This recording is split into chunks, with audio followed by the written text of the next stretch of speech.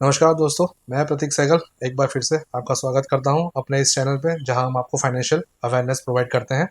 उम्मीद करता हूं आप लोग की दिवाली बढ़िया रही होगी, नया साल भी गुजरात का अच्छा रहा होगा। आज भाई दूज है और इस भाई दूज के पर्व पे आप सबको बहुत बहुत बधाई। आज का टॉपिक है कि हम लोग जो कॉमन मिस्टेक्स करते हैं कोई भी इन्वेस्टमेंट या इस तरह के डिसीजन लेने में, उसके बारे में आज बता जाऊंगा। जैसे कि दिवाली पे सेफ दिवाली का हम लोग बोलते हैं, वैसे ही हम इन्वेस्टमेंट में भी सेफ होने की आपको हमेशा सलाह देते हैं। जो कॉमन गलतियां हैं जो लोग कर लेते हैं इन्वेस्टमेंट के दौरान या इंश्योरेंस के दौरान, कि जनरली वो लोग ज़्यादातर पास्ट रिकॉर्ड पे फोकस करते हैं। पास्ट रिकॉर्ड यानी कि आपका जो भी इन्वेस्टमेंट का इंटरेस्ट है या इन्वेस्टमेंट का आपका जो भी फंड्स हैं, जनरली लोग अपना पास्ट रिकॉर्ड देख के इन्वेस्टमेंट करते हैं। यानी उनको कौन सा फंड ने लास्ट 6 महीने में, 3 महीने में, एक साल में अच्छा रिटर्न दिया है, लोग उसको फॉलो करने लग जाते हैं। अब हमारा एक ही एक्सपीरियंस अभी रिसेंटली हुआ है। एक यंग लड़का जिसकी उम्र 30 साल है, वो बैलेंस एडवांटेज फंड चेज कर रहा था।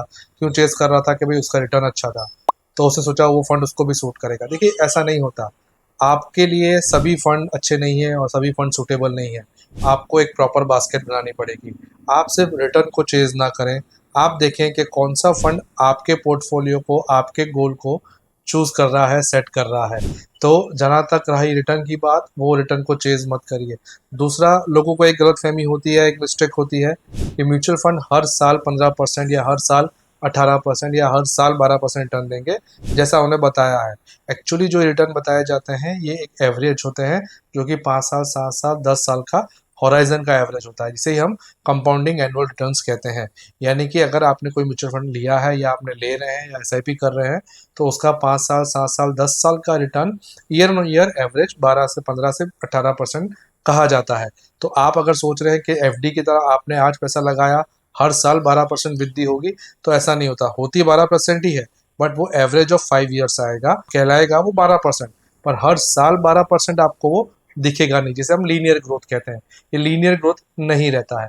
दूसरा, म्यूचुअल फंड सिलेक्शन में लोग ये गलती करते हैं कि वो एक ही सेक्टर के सारे फंड ले लेते हैं। जैसे कि अभी गोल्ड सिल्वर तेजी में चल रहा है, तो वो अपने पूरे पोर्टफोलियो को गोल्ड सिल्वर में कन्वर्ट कर लेंगे। रिटर्न चेस करते हैं कि यहाँ से इसमें कमाई हो रही है, तो पूरा पैसा एक ही जगह लगा दिया जाए। ऐसा कभी मत करिए दोस्तों। कभी भी आपका जो फंड है या आपका जो पोर्टफोलियो है, वो एक एसेट क्लास में या एक स्कीम में या एक थीम में नहीं होना चाहिए। वो डाइवर्सिफाइड होना चाहिए।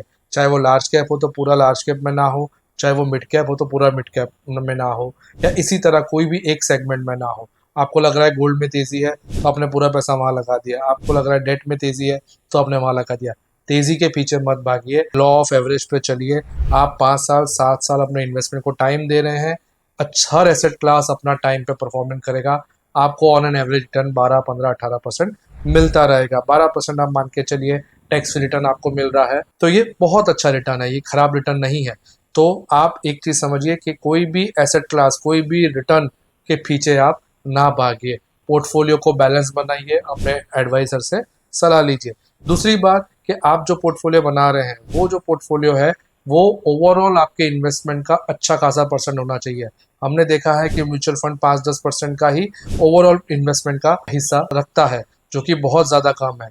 ये ज़्यादा होना चाहिए। अगर ये कम है तो ये आपकी ही ग्रोथ को हिंडर करेगा, बिकॉज यही एक इन्वेस्टमेंट है जो आपके इन्फ्लेशन को अच्छे से बीट कर रहा है, ना कि एफडी और कुछ और इंस्ट्रूमेंट।